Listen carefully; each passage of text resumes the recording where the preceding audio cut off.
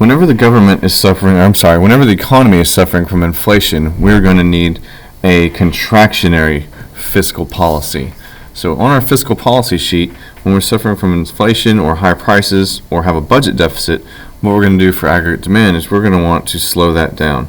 So that is a contractionary fiscal policy. Now the tools of that are to decrease government spending or to increase taxes, because increasing taxes lowers consumption, and consumption is a component of aggregate demand of sig x. So aggregate demand itself, when that happens, is going to decrease. So that ends up being our goal, and we get it to happen in order to try and lower price levels.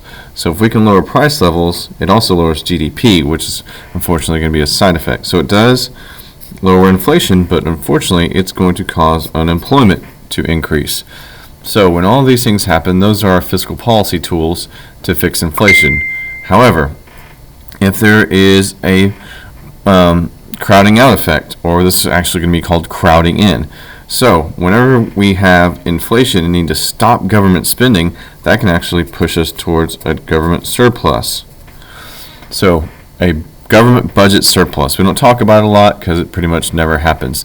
That would actually lower our debt if our economy or if our government brought in more taxes than money they spent. So national debt would decrease in that situation. It would also put a surplus into the loanable funds market.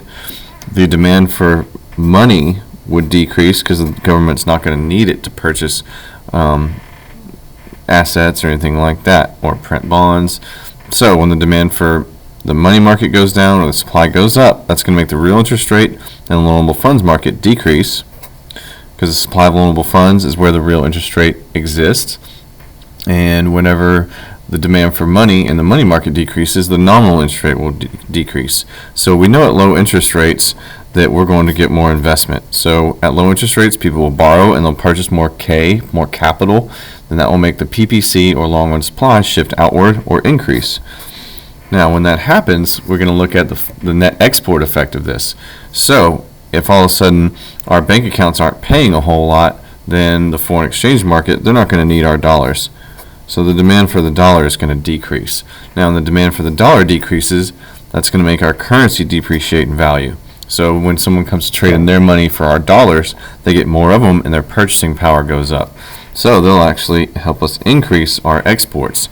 So that is the net export effect whenever we have inflation and we have some contractionary fiscal policy. Remember, Keynes up here wants to spend money when we don't have it, even if we have a recession, to try and fix it. So this is actually going to be called crowding in, when we add money from our surplus and decrease our national debt. That would be cool. Unfortunately, the uncool thing is that we cause unemployment when we try to reduce inflation by decreasing aggregate demand. So side effect, unfortunately, is going to be unemployment increasing. That's not a good side effect. The good side effect is going to be we're going to have crowding in, where we actually get money that's going to help pay off our national debt. And the last side effect that could possibly happen would be a good thing, is that our net exports would increase. And that is what we do with fiscal policy and inflation.